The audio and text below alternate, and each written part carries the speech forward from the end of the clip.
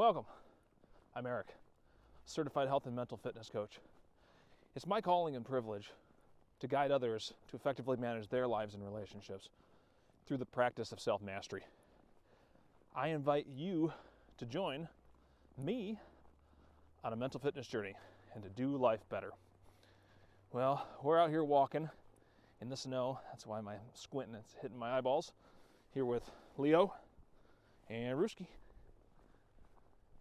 And each of these videos is sort of like a journal where I'm sharing what I'm doing in my mental fitness journey for the day.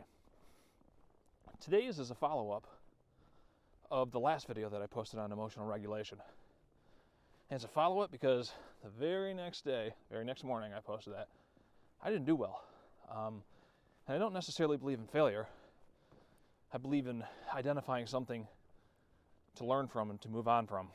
And we were getting late in leaving the house for school and struggling a bit, as any parent can testify to. And right as we're about to leave the door, one of my kids says, "I don't have my sweatshirt."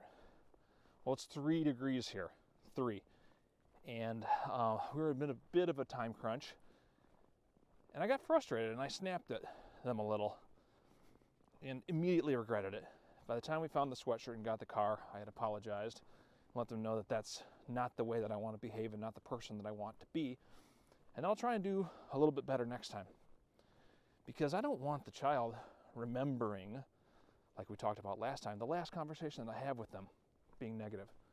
And I don't want the child to do something because of their fear of dad getting upset or not having done something right. I want them to want to do things for the right reasons.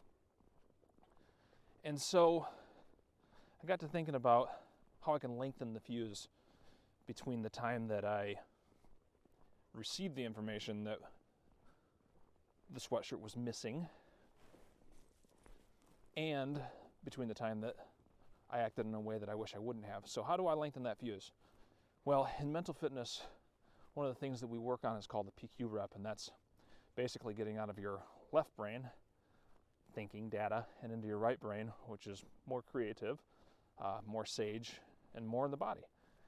And there's lots of different ways you can do that. But in this particular instance, what I want to work on is what's called the visual rep.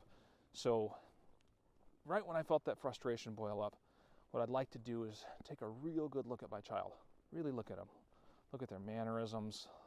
Look at their eyes, their posture. Look at the negativity that I'm about to set on them.